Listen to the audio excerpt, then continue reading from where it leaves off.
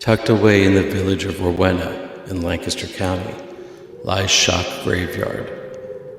This small cemetery, better known to locals as the Hans Graf Cemetery, is surrounded by a low stone wall. The wall has no entrance or gate. Is this meant to keep people out or to keep something in? Legend has it that if you visit on the night of the full moon and walk around the perimeter 7 times, you will perish before the sun rises, hunted down by the white werewolf. Who would be foolish enough to try? Hey, it's Jamie with Widener Paranormal. We are, it's very dark, obviously, and so that means we are out at the Hans Graf Cemetery in Widener, PA. We are going to do an urban legend and try to figure out if we circle the cemetery, which is right behind me on the left side, 7 times, and let's see if a white werewolf will appear and kill us. So this could be our final episode. If you find this is like if you find this film somewhere, please take it to the police. Kind of deal. I'm getting close, but we're going to hop over the wall here just a little bit as well. So the claims at this space are that if you enter the cemetery under the light of a full moon, which it is a full moon, but unfortunately it's very overcast, you will hear howling, and the howling will be the call of the demons to come. It is then the 7 trips around the cemetery on the outside of the wall that is the trigger for your doom. So there's noises in the woods over here to my right already. So here we go.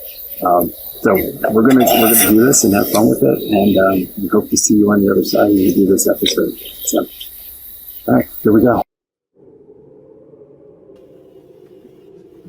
Hey, Jamie, how are you? Hey, Chad. I can't watch that intro without chuckling every time. You did such a great job. It was really cool. Thanks. So I figured while you're walking around the graveyard 10 times or 7 times, we could talk about 10 times I would have been out of breath. What's 7 going was on just here. enough. So how are you? Happy Halloween. Hey, happy Halloween. Here we are, right? So, Good. What's shaking out your way? not too much. I've been busy doing some editing on videos and some stuff. I threw some things together for this today, so it's been fun. And I was at White Hill Mansion on Friday night and had a good time there with 4 other people. Albert was there, Chris Mendez, and his girlfriend Kelly, and Dave Daramidi. We had a good time. And all the cool kids went there, right? Yeah. We had great interaction in the bar again. Had some good interaction in the 1 bedroom up on the 2nd floor, and then up in the attic. So I can't wait to go through video and audio and see what I've got. So cool. Yeah, like everything else. Every minute you record, you got to spend a minute watching or listening. So yeah, it's never fast. So very cool. All right. So we did a thing, right? Yeah. Here's the result. We have been teasing this for a couple of weeks now. We did this in the full moon in September, so it's been about a month. Because the last full moon here in October, the Hunter's Moon, was this past weekend. It's funny. I thought about this Saturday night. It was 82 during the day, and we would have been out doing this in shorts if we did it Saturday night. But instead, it was kind of a brisk evening, if I recall correctly. Mm-hmm. So, but well, I'm not gonna give it away yet because we still have a little audio to go yet. But I think we might be onto something with this one. So yeah. So, do we want to go into a little bit of history of Hans Graf and you said you looked up some stuff today? Yeah, well, today in general, I mean, in the course of this, we talked, and this all came from an episode we did a couple weeks ago on urban legends. Remember that episode? It was, the Hans Graf Cemetery is a local one for us here in South Central PA, very specifically in the area around the Susquehanna Valley and the river. It's a very small Marietta, right along the Susquehanna River, right near the Marietta River Park access point. So it's a blink and you miss it on 441 kind of thing. Excuse me. Pardon my coughing. I'm just getting over a cold last week, so I apologize. I may get a little raspy here, but there's not much there to see. And the cemetery itself being 40 feet by 60 feet or so. Sit down. On the go. We're on the final lap. It's the gun lap. So that, is one of those things where you will blink and miss it, by going by it. And it's down a road that, is fairly close to everything, but close to nothing either. So, as we rolled in there that evening, it was like a left turn and a left turn, and we're there. So, and to get out, it was a quick left and a quick right back toward, civilization, as you will. So, but it's got some good history to it. It's got some unique history, at least, and we'll talk about that here. Let's wrap this up part here. Okay. With the audio. Yep.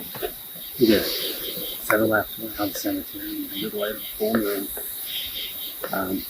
14 minutes.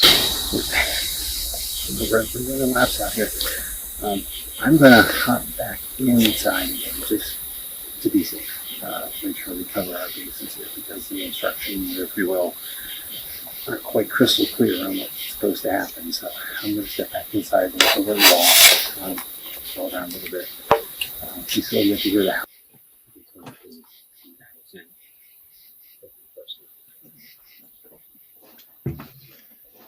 So you can see here. First of all, there's a wall around the entire cemetery, as you mentioned in the opening. I mentioned as well. It's about 4 feet at the back side, which would be the north side,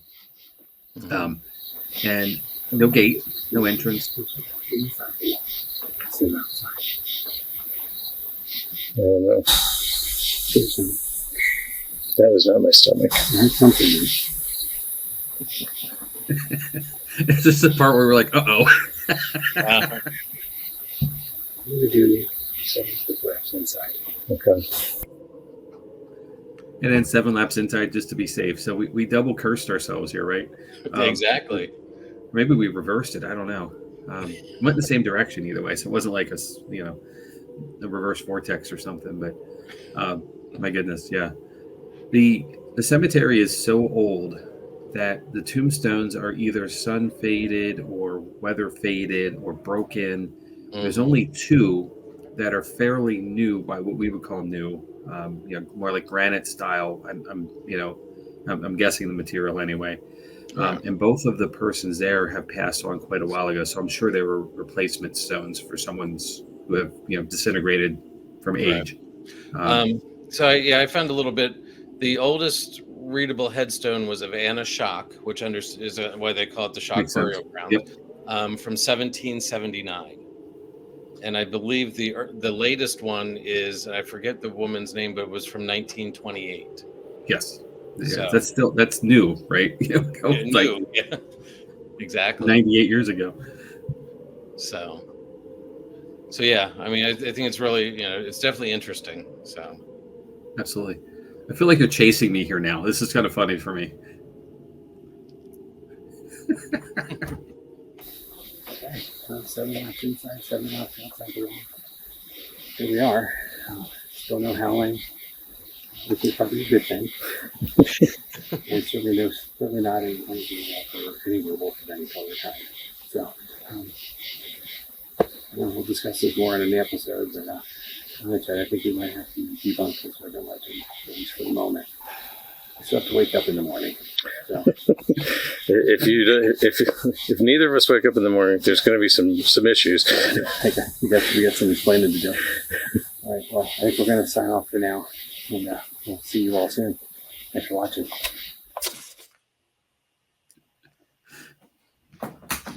Well, we did survive. So. We did survive. Yay! But the fun thing about this one, and I think with all urban legends, is that there's variations of it. And I think you and I were talking about this prior to the coming on, that we both have a slightly different history, in both ways. you know, to say this is the legend because of.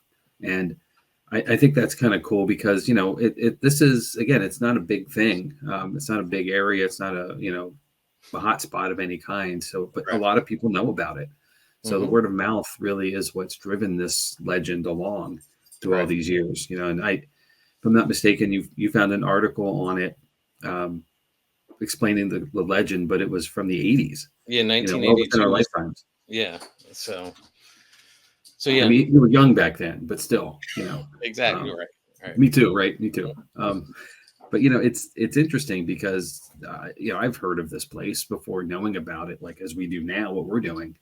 So you know, how does that happen? You know, and that's how urban legends live. You know, they're passed on. It's oral tradition. You know, and that's the beauty of it, and the fun of it too. You know, because it's like whisper down the lane to some degree because it changes every time it's told, slightly. Not maybe immensely. Who knows? But you know, we will probably never know the real truth because that is lost to history as well. Speaking of like the Thanks, Bert. You're the best. So that sort of leads me to the next thing. You and I found several different variations of the urban legends on this place. Bert just hit on one.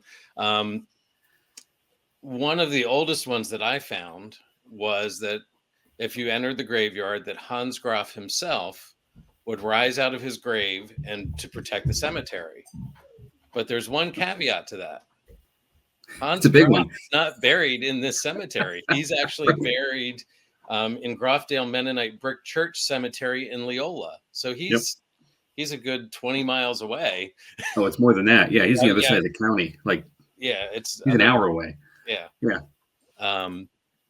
So yeah, I mean, so there, you know, that was the sort of the oldest one. And you said you found some reasons that possibly. Yeah. So what I found was that the relatives and the people who are buried here are his descendants. They're people in his family. So, you know, my take of it was that the people who were buried here were gunned down by locals because they were believed to have been werewolves. So Graf then himself put a curse on the cemetery to protect those in it and those around it from anything happening. Like, so that way no one would rise again, if you will, you know, and I'm thinking, if I think of that, I think more zombie than I do werewolf, but you know, yeah, whatever, you know, and that way, you know, that the area was safe from that werewolf thing. And that's where the werewolf curse comes from. You know, it's like it kind of, I see how it extended there. And the belief then is, of course, under that light of the full moon, as we were there for, that there would be apparitions of either a werewolf itself or the ghost or a werewolf would either appear or an apparition of a werewolf would rise between the tombstones. And there you are meeting your doom if you were there at the time. But they couldn't leave the walls of the cemetery.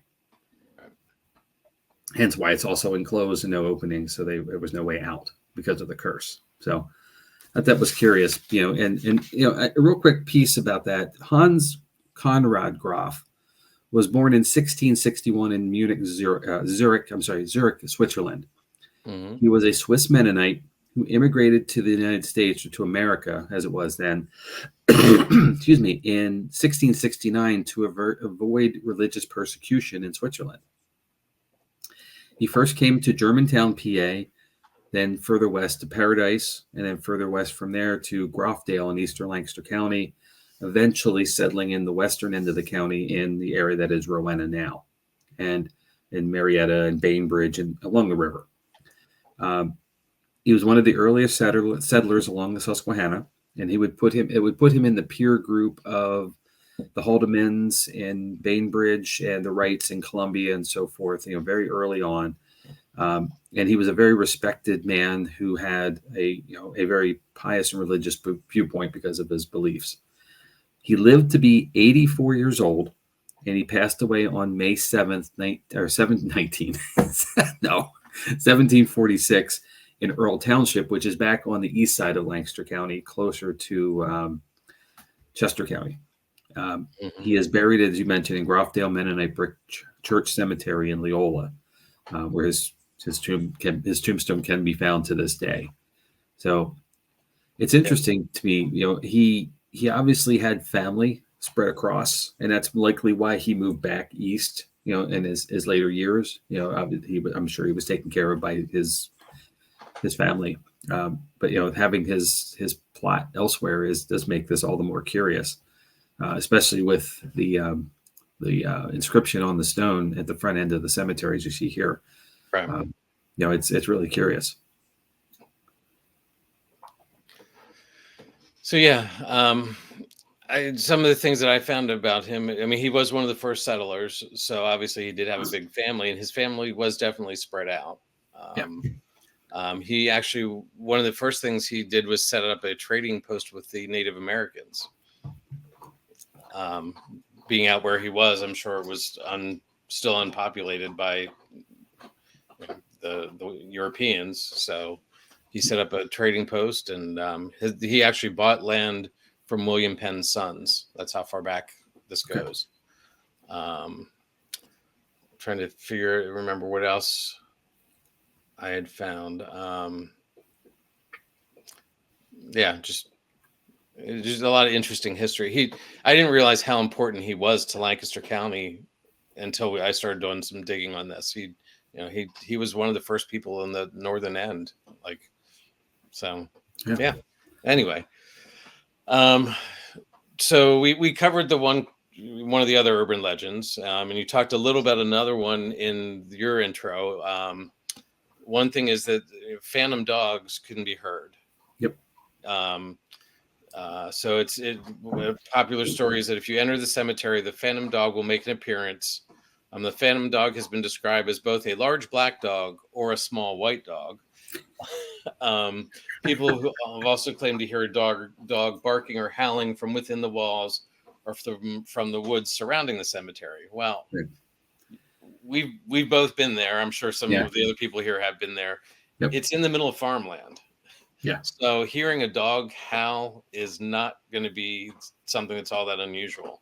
Yeah, and to that point, Chad, if you look at the upper left picture, where we're looking over the top of the wall and there's a tree line in the background, if you were to pan left another 50 yards or so, there's houses, and not, they're not new homes by any means. They've been there a long time. So they're established households, established families. If you were to look hard left, the road that is in front of the cemetery leads right into this little hamlet or village of Rowena. There's houses, another, 50 or 60 more yards there too. To the hard right, there's a farm up the road, just a smidge.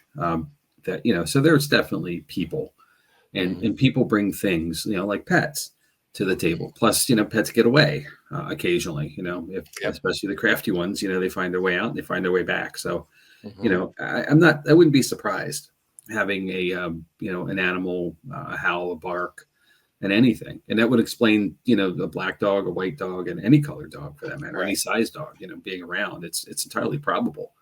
Welcome to farm country. Exactly. So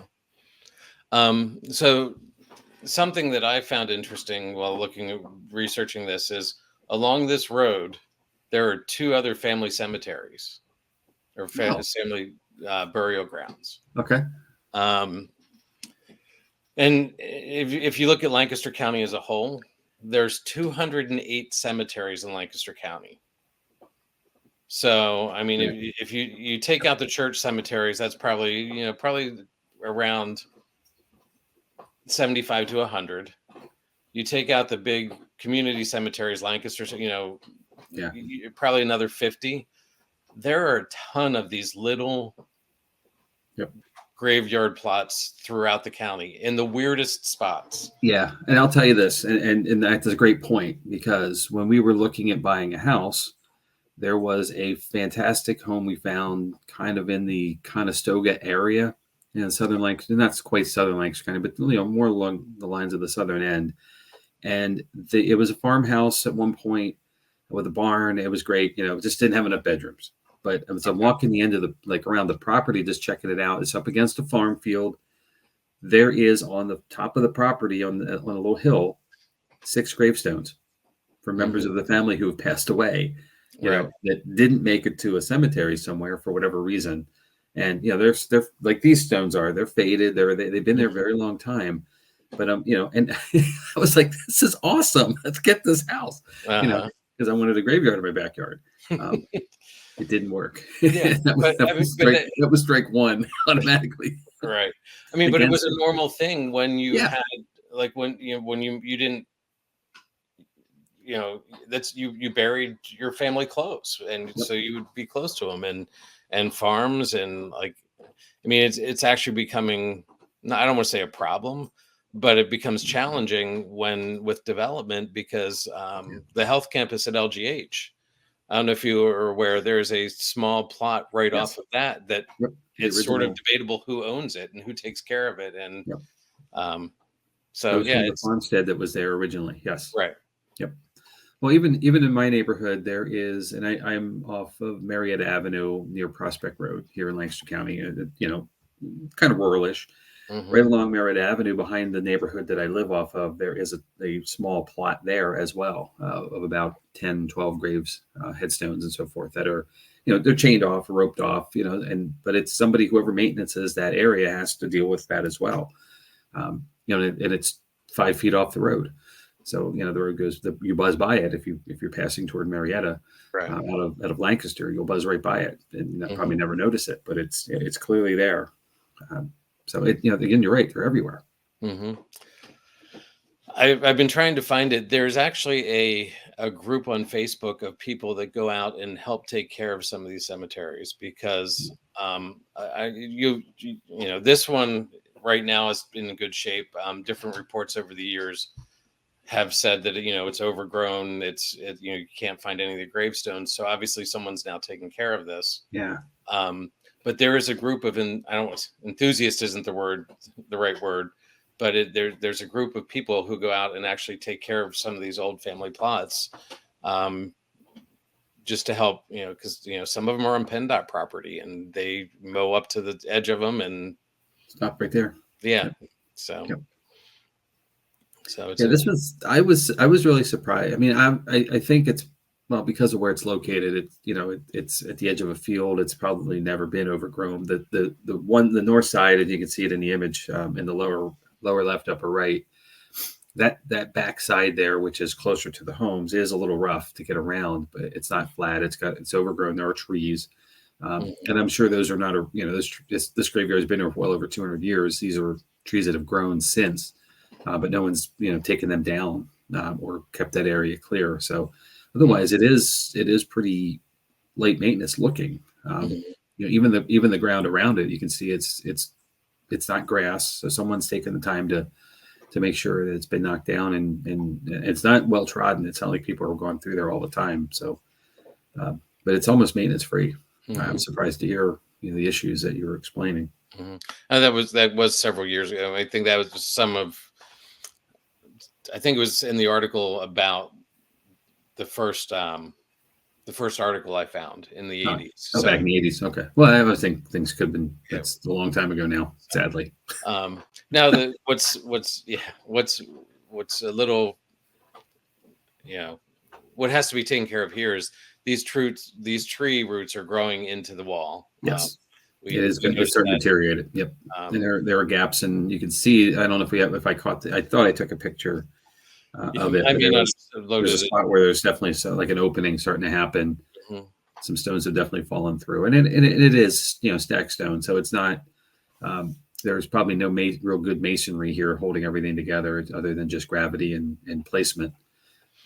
Somebody knew what they were doing when they did it, but Right. you know, that was a long time ago. I mean, yeah. It needs love. Yep.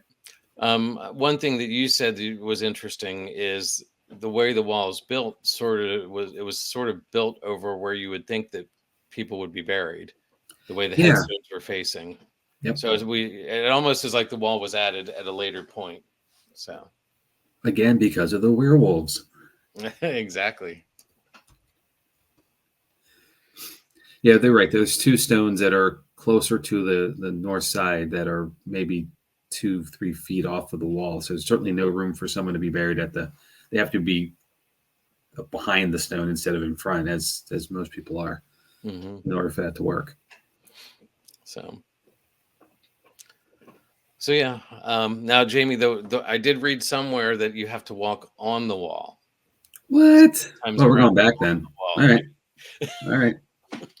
So, When's the next full moon? Let's go. 28 days from yesterday. Right. Of course. Right. Well, I might. Well, I'll be back. Well, I'm going to be out of town for a little bit, but I'll be back by the end of the month. So, Okay. yeah. Well, that's just it. That's why I did the inside too. Like it does. I mean, I understand it to be you're on the outside of the wall, 7 times around, but it doesn't say to go left or right, Mhm. or which direction to go. So we have to go back. That's all there is to it. We're still here. We have to go back. I know some children who may not agree with that. Well, I think there's kids that want to go along. So I don't know. So We can have a little walk the cemetery party.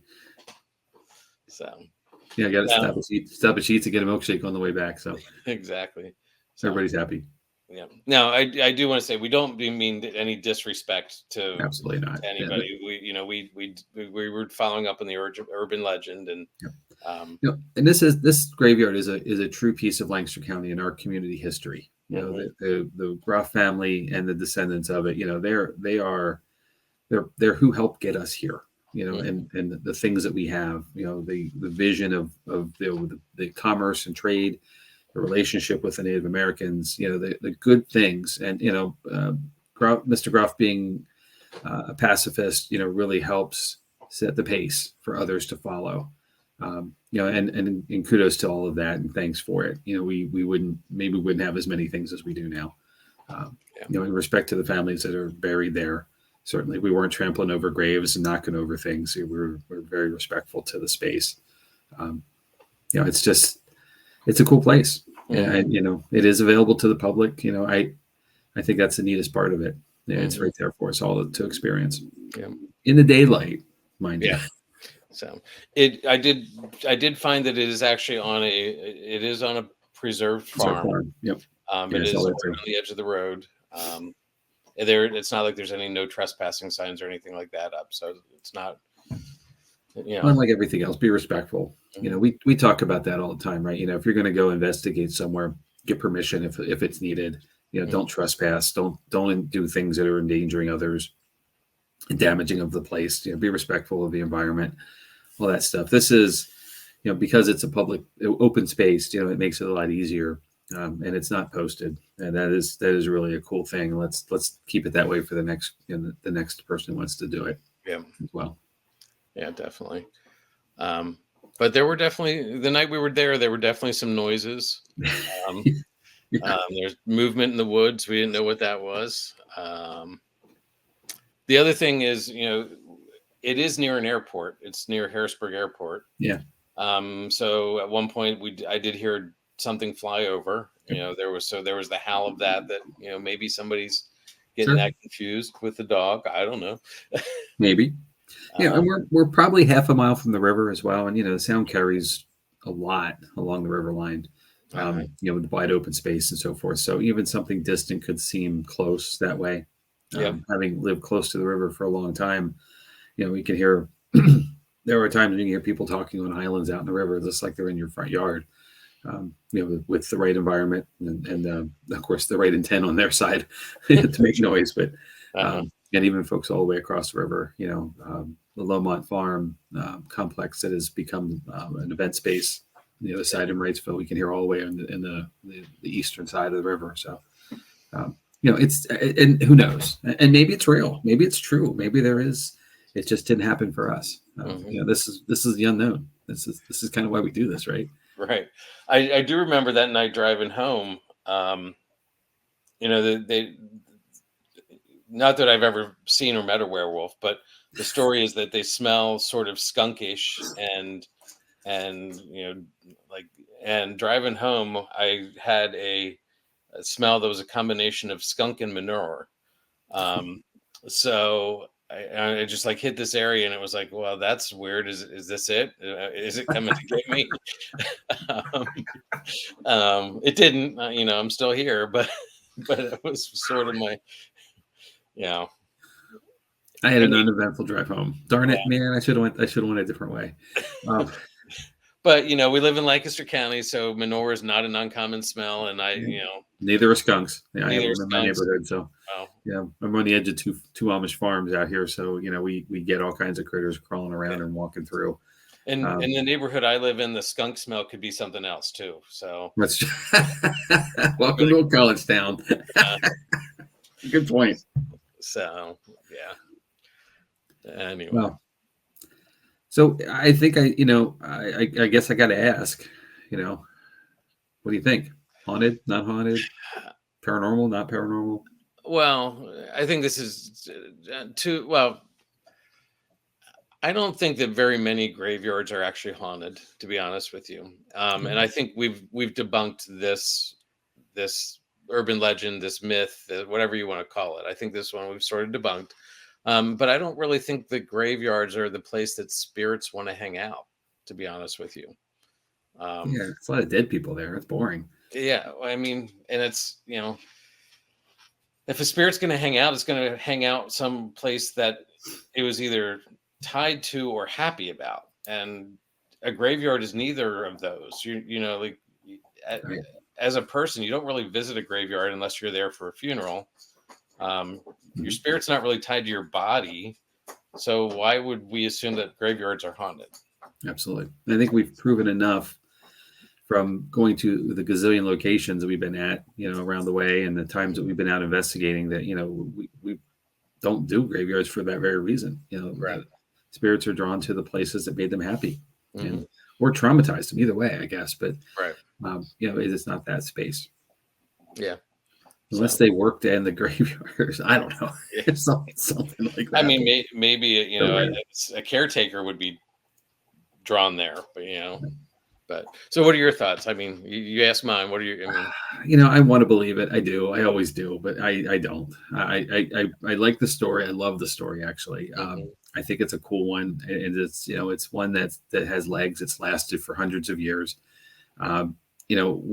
With technology and all the stuff we have now, we can go out and do the video and the audio and capture all this. What we took about 15 minutes to get this done, in the first round of walking the perimeter, and well, we're here, like we're on camera. So, we made it, thankfully. So it's a great story, and that's where I'm going to leave it. Nothing more. Yeah. I mean, there have been accounts of people feeling like they were pushed while they were doing the walk, and they, did they get brushed by a branch? Did they trip over some, who knows? But yeah, I think you're right. We have to leave this one as it is what it is. It's a great urban legend, a great story, to pass on to the next generation. And yeah, it was fun to do it too. So thanks for, braving the risking your life to do it. Yeah, it was fun. We had a good time that night. So. I'm really proud of you on this, and I'm going to give you credit because walking around the edge, the 3/4 of the place is pretty easy because it's flat. When you get to that back corner and then around the back end, with all the branches and all the roots and the steps and the rocks and so forth. I don't know. You saw it in the video. I was trying to hold a flashlight, but you're holding the camera, with the light in your face. So kudos to you for not wiping out somewhere, because that would be even funnier, I think. And we wouldn't edit that out. Exactly. But that was pretty cool. So thanks for the good work on it. Yeah, no, it was fun. So hopefully we'll come up with some other things to do that we can take field trips and get some. I have some ideas on that too. I think you're absolutely right. We need to get out more and we can. So, and we do. So, when we're off site somewhere, let's try to figure out how to get that plugged into one of these episodes too. Okay. That'll be cool. Yeah, I think so. So, any more you want to hit on this or the cemeteries in Lancaster or any of that? I wish I could find that group, because if people are interested, there's definitely a need for taking care of this stuff. But, I'm aware of what you're talking about too. Here in the area in Columbia, there is a Mount Bethel Cemetery right in the center of the borough. It's forever old as well. It's got it's a borough block. It's huge. and it's got a gorgeous wrought iron fence all the way around it. The stones in the back end are forever old, and the same thing, they're decaying, and I know some work was done there. There's another smaller cemetery on Old Chickies Road, and I'm drawing a blank on the name of it, but it has some Civil War veterans in it. Same thing, the stones are deteriorating. I know some work was done there by this group, so they're active, and way to go. I mean, it's obviously it takes time and attention to bring things back, and Right. good job for doing it, and the effort they're up to. So this preserves the history. Yeah, actually, I did find it. Let's see if I can.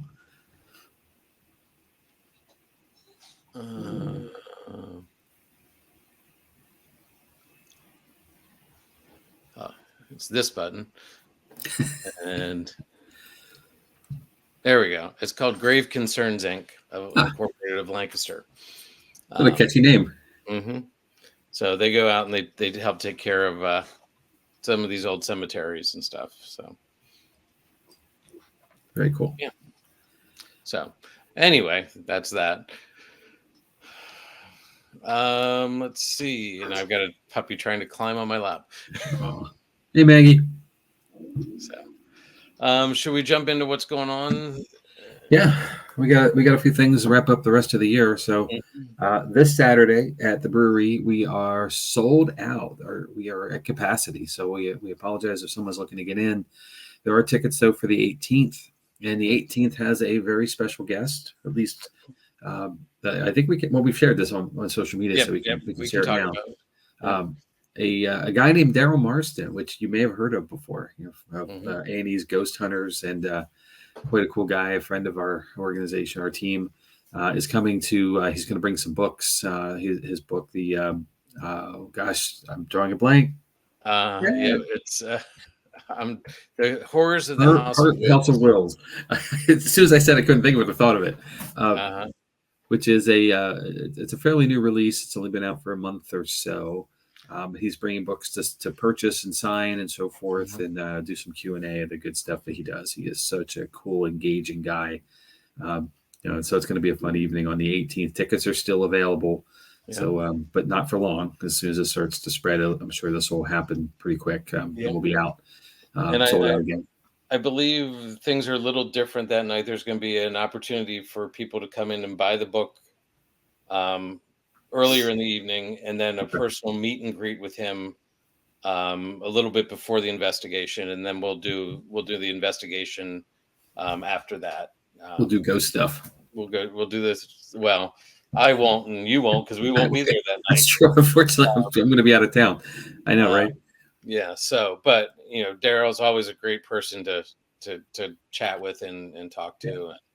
Very down to earth, humble, and the book is worth reading. I got the audio book, and I lent you my copy. Did you get it? I did. It's I know where it is. So it's definitely an interesting read. So it makes you question whether or not what we do is always the safest thing or not. So well, yeah, that's what we always have to wonder, right? So yeah. Well, after Daryl and on to December, how are we like starting November tomorrow? This is crazy. We got 2 investigations in December, so this is a great gift for your friends and family who enjoy ghost hunting and paranormal stuff. Get them a ticket. Have the gift of an experience instead of the tie they're going to put in the closet. I know they need underwear, so always do that. Right. But I mean, they get to hang out with us, Jamie. It's true. And to be honest with you too, Chad, I one of the things I really appreciate about Boobies is the way they do the decor for the seasons and the holidays. I think it's really cool what they do there, especially in the Central Hotel, for Christmas time. It is gorgeous. But December 2nd, December 16th are coming up pretty quick as well. Get tickets while they're available. Don't wait. We'll have some January and February dates here in a couple of weeks once we start looking at the New Year calendar. So more to come. Definitely. So, all right, you can get them at saverstub.com and follow the link below. As usual, here's our social media links. If you found us on Facebook, TikTok is definitely It's happening. jumping, hopping. Courtney's doing a great job on that. Give Courtney a shout out. Jumping and hopping. That's double dipping. Mm-hmm. Double dipping, awesome. So, and then Instagram, we've got stuff going on there. So, whatever your whatever the one you like, we're there on all of them. So, You got it. mm-hmm. So, you've got a week coming up next week. Do you know what you're doing yet, Jamie? Yeah, sure. Do you remember what you're doing yet? I do actually. I thought about it today. As I'm like, oh wait, I got to get going on this. So we're going to talk about gin, Okay. which is a. Well, I'm going to leave it alone with that. I'll just say we're going to talk about gin. Okay. And then we'll go from there. And then the week after is you. Uh-huh. And you know what you're doing. I do. I'm going to start talking about ITC. Do you know what that is? I do not know. I'm trying to make an acronym, a funny acronym out of this. Yeah, and of course I can't remember it all. So We're the best. Intra. This is why we have tens of fans, right there. Tim would be upset with me, I'm sure. And I'm blanking on it completely at this point now that I've made a fool of myself. It's intra-trans communication. Ooh, okay. So they're the things like EVPs, Staticom that Lourdes and Ron do, and there's things that go way back, way back further than the recorders and things like that. So it's EVPs. Okay. It also Ovilus and those sort of things. Some of these apps on the phones, they all fall under that intra-trans communication. So and dig into it a little bit more. Hopefully, have a better explanation in 2 weeks. All right, so, you get 2 weeks, and it's funny. We're going to use some communication then, and we're going to be about as far apart as we've ever been for this episode too. So I'm going to be in Las Vegas that week. So hopefully I can scare up some fun. So well, speaking of Amanda, hey, get better, be on the mend soon, my friend. I'm happy to hear you pulled through all the good stuff there, and we're thinking of you. And go Birds. Yep. So, well, anything else, Jamie, or do you want to? I don't know. Can we rumble and bumble and stumble just a little bit longer? I don't know. Can we? Probably could. So, well, this was definitely a fun one to do. Yeah. I got to tell you, Chad, I've said this to you already off camera, but I was so excited to get to this, and I wanted to how do you tease this out, and hopefully everybody enjoyed it as much as we did to do it, and if anybody wants to see the long version of our 15-minute walk around the wall, I'm sure we can get it to you, but it's boring. It's really boring. I was glad I could speed it up that quickly. Yeah, good job. So. It makes me look fast again, like once upon a time. So yeah, and any longer than you walking behind me looking at my butt too. Nobody wants to see that, so it's all good. I'm glad it was fast. So, all right. Well, thanks, dude. All right. Well, I will. I'll roll the end credits, and I did give credit to the animation and the moon in the credits, so check that out. So, all right. We'll see everybody in a week, hopefully. Yeah. All right. Catch you then. Thanks, guys. Good night.